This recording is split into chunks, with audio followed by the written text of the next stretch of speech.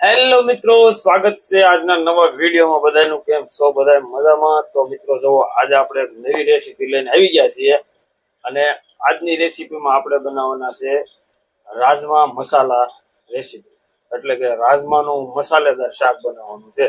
તો વિડીયોમાં અંત સુધી બન્યા રહેજો અને આપણી ચેનલને સબસ્ક્રાઇબ કરી દેજો અને વિડીયો ગમે તો વિડીયોને લાઈક કરજો। તો ચાલો હવે આપણે શરૂ કરીએ રાજમા મસાલા બનાવવા।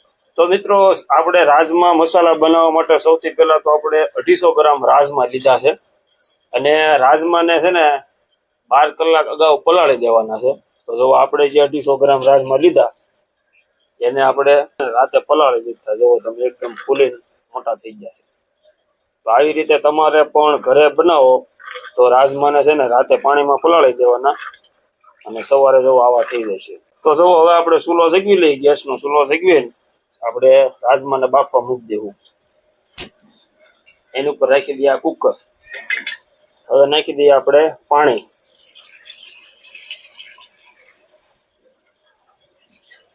હવે એમાં જો આપણે આ પલાળેલા રાજમા નાખી દઈશું કુકરમાં।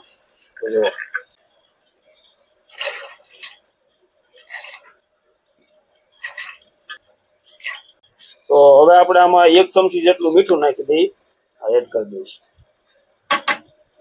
હવે છે ને એક ફેરી હલાવી નાખીએ।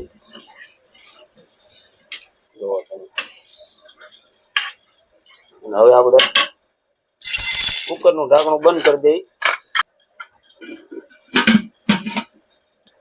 હવે આપણે આ 2 સીટી થઈ જવા દઈશું, પછી આપણે કુકર નીચે ઉતારી લઈશું।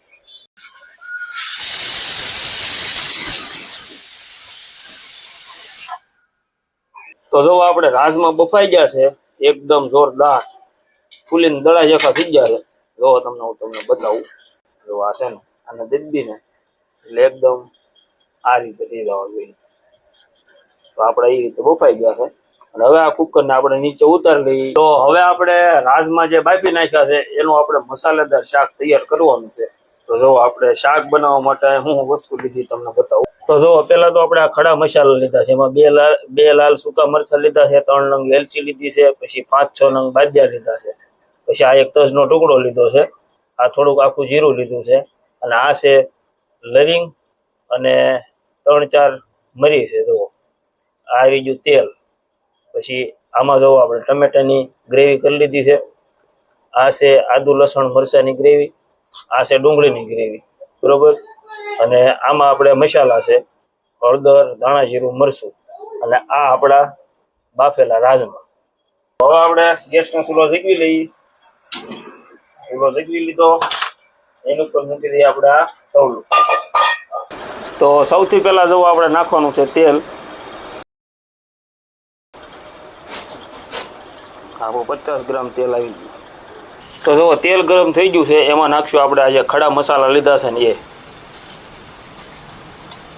આપણા ખડા મસાલા આવી ગયા।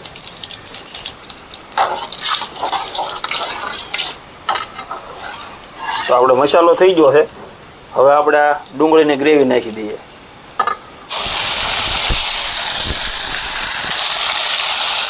આ ડુંગળીની ગ્રેવી આવી ગઈ આપણે કરી દઈએ મિક્સ।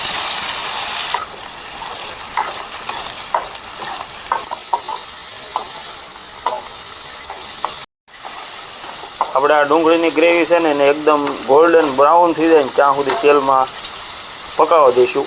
ડુંગળીની ગ્રેવી છે ને હવે આપણે ગોલ્ડન થઈ ગઈ છે અને બરાબર તેલમાં ફ્રાય થઈ ગઈ છે। તો હવે આપણે નાખીએ છીએ આદુ લસણ મરચાંની પેસ્ટ નાખશું આપણે 1, 2, 3 અને 4 ચમચી।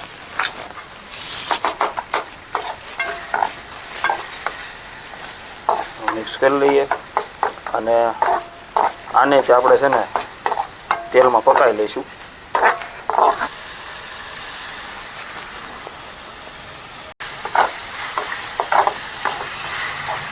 જો તેલ છૂટું પડી ગયું છે ફરતું અને આપણી મસાલાની પેસ્ટ છે પાકી ગઈ છે।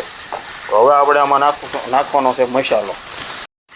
આપણે સૌથી પહેલાં અડધી ચમચી હળદર નાખીશું, 1 ચમચી ધાણા જીરું નાખીએ છીએ, 1 ચમચી લાલ મરચું નાખીએ છીએ। આ લસણવાળું મરચું ખાંડેલું છે તમે સૂકું કોરું મરચું પણ નાખી શકો છો. આપણે મીઠું તો રાજમાં બાફવામાં નાખ્યું છે એટલે અત્યારે નથી નાખતા. જો આપણે આ મિક્સ કરી લઈએ.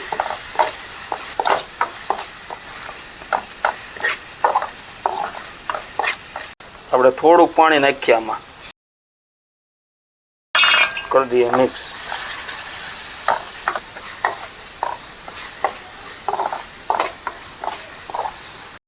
આપણી મસાલો એકદમ પાકીને કમ્પ્લીટ છે. જુઓ તમે, જુઓ અહીંથી બધેથી તેલ છૂટું પડવા મળ્યું છે.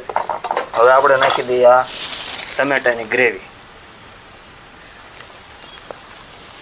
હવે કરી લઈએ આપણે મિક્સ.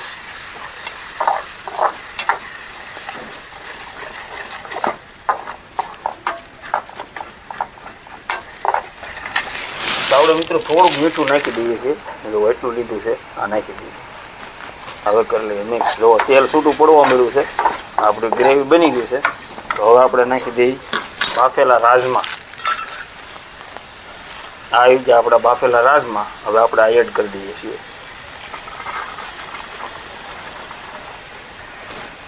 મિક્સ કરી લઈએ. જો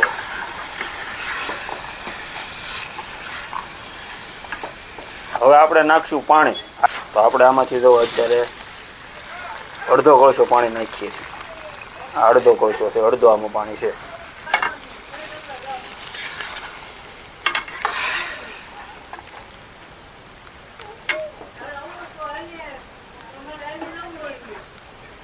આપણે થોડુંક પાણી કોળસામાં વધાર્યું હતું ને એ નાખી દઈએ.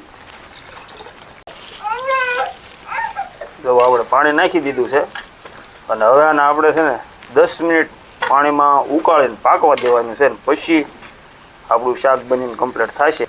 તો આપણે આને છે ને પહેલાં ઢાંકી દઈશું. જો આપણે આ લીલી મરચીનું કટિંગ લીધું છે ને એ આપણે થોડીક આમાં નાખવાની છે. જો આ થઈ ગયું. તો હવે આપણે 10 મિનિટ થઈ ગઈ છે, આપણે ખોલી લઈએ.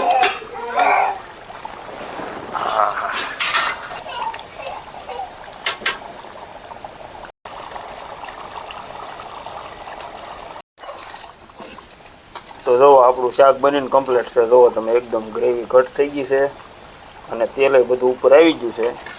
તો આપણું રાજમા મસાલા તૈયાર છે.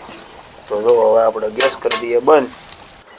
તો જુઓ તૈયાર છે આપણું રાજમા મસાલા. એકદમ હોટલમાં મળે એવું ગ્રેવીવાળું મસાલેદાર શાક આપણું તૈયાર છે. જુઓ તમે.